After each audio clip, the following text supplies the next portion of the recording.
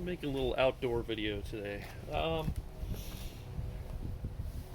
Wanted to talk about the ankles now that I've gotten back into getting R2D2 ready. The weather finally is cooperating.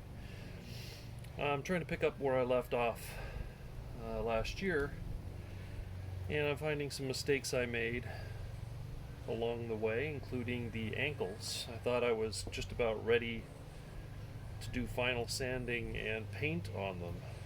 Where I left them last year is I had some glazing putty on various parts of them after already having a couple coats of primer and glazing putty, so I thought I just needed to sand down the final glazing putty, give it another coat of primer, sand the primer, and paint it. But after I sanded with 220 grit to the point where I was pretty happy with it, and then I'll go over it with some 400 grit wet sand before painting, I realized I had made a mistake. And I kind of knew it when I did it, but I didn't look to correct it until now that I'm actually to the point of getting ready to paint these.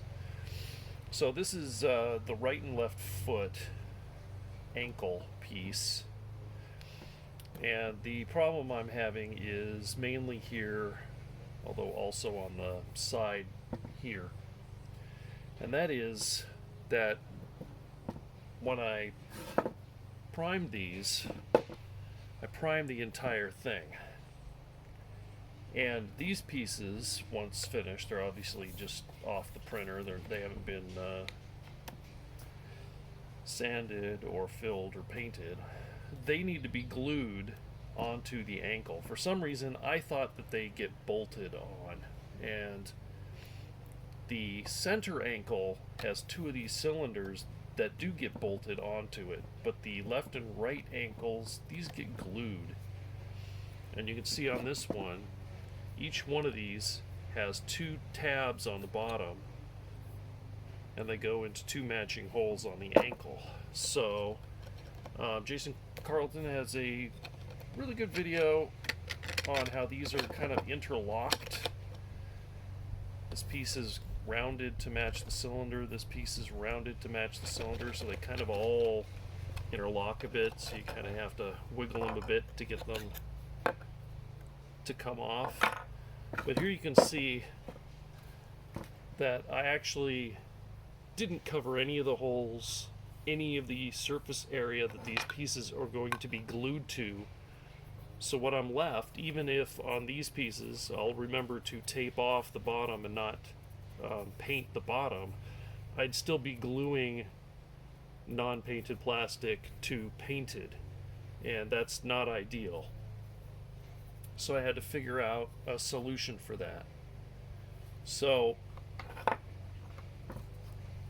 I had been using Weld-On 16 glue for things like this, the greebles, and that is kind of good because it is a solvent for PLA, and it'll actually kind of melt the plastic from each piece together. Well, you can't do that if I have plastic here and paint here. That glue is not going to do anything. So what I determined is I'll use 2-part epoxy. So for that, I still want to get as much of the paint off as possible, and that was a bit of a pain in the neck. I've got a 15/64 inch drill bit, which was just a little bit bigger than the original hole, so I just by hand put it in the holes and spun it. But unfortunately, it did get some of the paint off, but the tip of the drill bit's not the same as the inside of this hole, and the drill bit, although it got some off, it didn't get enough, near enough. So I ended up using a hobby knife. I have one with it's not even all that sharp.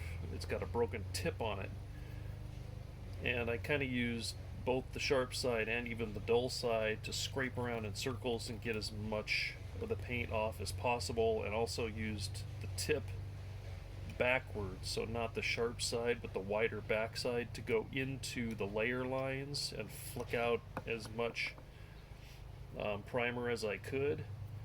to get the holes clean. Same thing with the bottom, just kind of back and forth in the layer lines with the knife until I got a decent amount of plastic showing through. And then I figured that if I filled those holes with epoxy and then pushed the piece with its nubs down in, the epoxy would ooze out and hold the piece just fine. That was a pretty good idea, but again, when it oozed out, it was going to be epoxy on plastic in the hole, but epoxy on paint again on the outside surface. So what I decided to do was I put all these pieces in, and I used a mechanical pencil and drew light lines around all three of these pieces, because I'm still going to go over this with 400 grit paper, so that I'll take care of the little pencil lines. And that gave me an outline, which I'm sure you're not going to be able to see on the camera because it's very faint.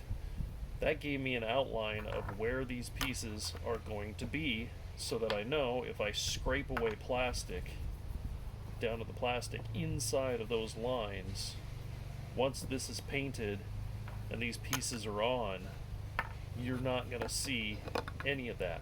Plus it gives me additional surface layer for the epoxy. So now the epoxy is going to be on plastic, and even though that's plastic, you might think, well, why don't you go back to the weld-on 16 to actually weld the plastic to that plastic? Well, it's kind of dirty plastic because there is still some paint residue in there, and because I've scraped the primer away, and I have several coats of primer and Bondo glazing putty, you can feel that there's a depth issue where this is inset. So I didn't want to try and accurately scrape all the primer from the exact same shape so these would exactly fit in to an open area. I figured this way I'll put some tape over here over these spots, and don't even have to be perfect with the tape. Again, just remembering where I've got my faint outline of where these parts go. I'll put tape over there, and I'll use an X-Acto knife and cut it so that it doesn't extend past the where the part lies when it's in place. And then I'll do my final paint, and then because this area over here around where the pieces lay, the pieces will actually be sitting at the same height as if they were sitting on top of the white paint, because they will be sitting on top of the white paint, not inset into the white paint. If you perfectly masked off the area where these go, they would sit a little bit inset. So these will look more like they're actually sitting on top of the paint. And because I'm using epoxy and not the weld-on that works with plastic to plastic, the epoxy is a bit thicker, and it'll fill that gap, because that's another thing epoxy does, is it'll hold the two pieces together and fill the gap between that square and the height of the finished paintwork. So if my theory is correct, that should work absolutely fine. That should be enough surface area for those three parts, if it's covered with epoxy, to hold that in place where it's not going to fall off.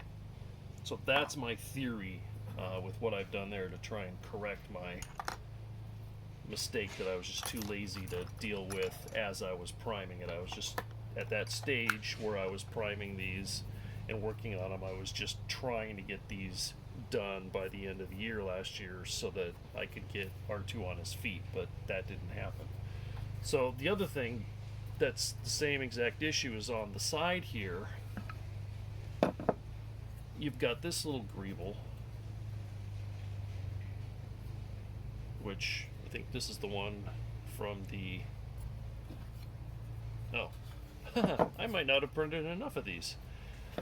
There we go again. I've got a bag, 2 bags, one with the stuff for the right ankle, one for the left ankle, and I think I only have one of these per bag. I think I need to print another one of these because there's one on each side. they have holes for 1.75 millimeter filament and holes in here, so you can put a little tiny piece of filament in here and then line it up so it's nice and lined up square. Sorry, that direction. And so you can see I've got the same type of issue going on where this big surface and this surface, this is completely painted with primer. This isn't obviously finished or painted yet, but again, same exact issue where I'd be gluing plastic to paint, which you don't want to do. So I'm basically going to do the same thing on this side. These holes, I think with the glazing putty and the primer, are a little bit too small. So I'll be using a small, I'll have to double check on a scrap piece, I can't remember what size drill bit fits 1.75 millimeter filament. I guess I can go online and convert 1.75 to inches to see which drill bit's closer. It's probably this 1/16 bit here, just off a guess. But I'll drill those holes. Yeah, the 1/8 just fits in this printed piece and doesn't fit in that, so I'm guessing 1/8 is probably about what you need for the 1.75 millimeter filament. So drill those so that they're the right size, and then I'll do the exact same thing. This is actually the blade that I used to scrape away the primer here. I could have sanded it, but I just figured I had a little bit more control with this flat X-Acto blade to get it down just in the area I want and not go too far with the sandpaper. So I'll do the same thing. I'll draw a very thin line around where this goes once I've got some 1.75 millimeter filament in there, so I've got it locked in exactly where it goes. I'll draw a faint outline, and then I'll just scrape probably in the middle section there because there's a lot of surface area right here. I'll probably scrape in this direction, and I'll put epoxy here, and the 1.75 millimeter filament will probably be just more for an alignment issue. I will put a little bit of glue on both ends so it does glue that in, but I think mainly the epoxy in the middle would be what's going to hold it in place, and that should be strong enough to hold it in place and keep it from moving or falling off. So something to think about if you're watching this before you've worked on your ankle pieces or any piece that gets painted and then has additional pieces applied to it. If they're bolted, make sure you account for the thickness in the paint. So if you've got a piece that goes inset into something, like say this was painted with nubs on it and it goes into another piece that's painted with holes, if you paint both surfaces, is it still going to fit? So think about your fitment on the pieces you're doing, and then think about masking off areas or how you're going to attach a painted piece to a painted piece, or just don't paint it at all. I'm not exactly sure the best way to do that, to be honest, because even if you put some blue masking tape on this before you even started priming it, and then put this in place, and then carefully with an X-Acto knife cut along the edges, you take this off, peel the excess tape away, and then you'd have the exact shape in masking tape. That might be a way to do it, but still you might have a funky looking edge because you cut a little bit too far or not quite far enough. So a little bit curious how other people manage to get that looking really nice, because my solution, just out of necessity, seems to be a really good one, where I'll just have a small area there masked off, the rest will be painted white, and then this will be sitting on top of the paint, so there won't be any cut lines, but the epoxy should hold it in place.